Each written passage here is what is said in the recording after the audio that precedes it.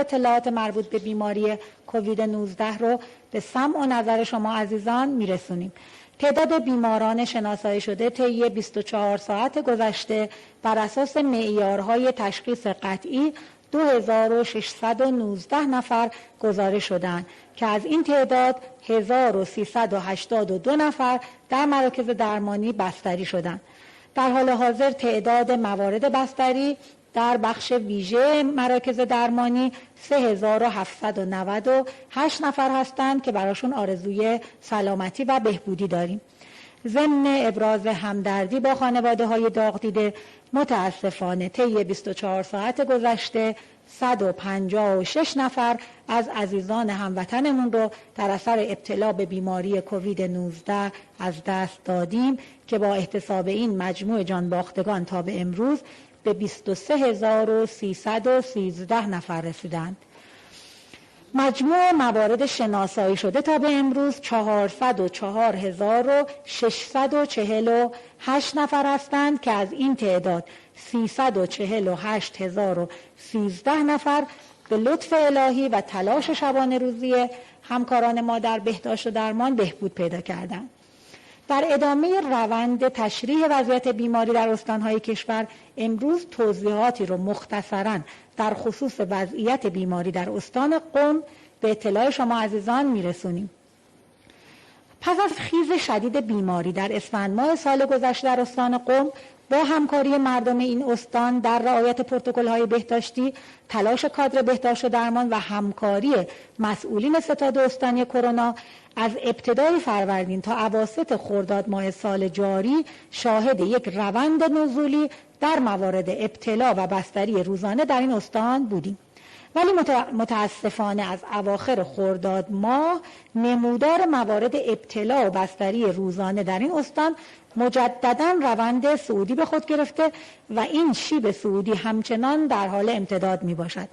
در حال حاضر حدود 500 بیمار مبتلا به بیماری کووید 19 در بیمارستان‌ها و مراکز درمانی استان قم بستری هستند که وضعیت عمومی 95 نفر از آنها وخیم گزارش شده است. استان قم برای چندین هفته متوالی است که در وضعیت قرمز بیماری قرار دارد.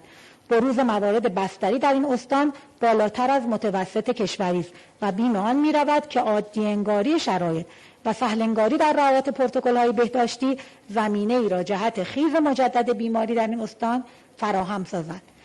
از زمان شیوع بیماری بیش از 156,000 بازدید از اماکن عمومی و واحدهای صنفی و صنعتی استان قم صورت پذیرفته است که برای بیش از 27,000 مورد از اماکن مذکور به دلیل سهل انگاری در رعایت پروتکل‌های بهداشتی اخطار صادر شده است و تعداد 197 واحد متخلف پلم شده‌اند.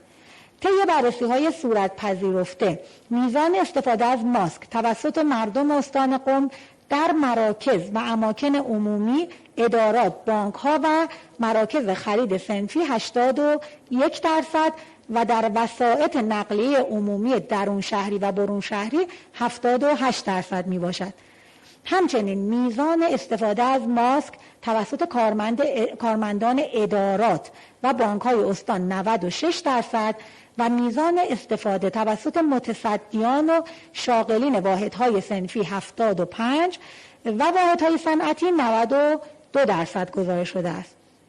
بالاترین میزان رعایت پروتکل‌های بهداشتی در هفته سوم شهریور ماه در استان قم در بانک‌ها و کمترین میزان رعایت در اماکن ورزشی و واحدهای بستنی فروشی گزارش شده است.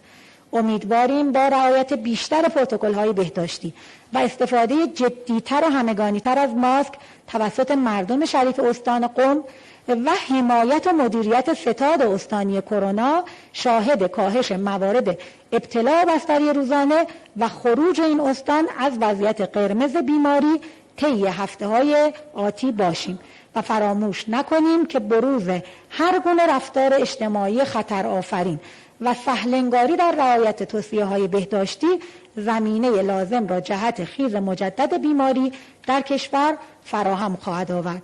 با آرزوی سلامتی و شادی برای همه شما عزیزان.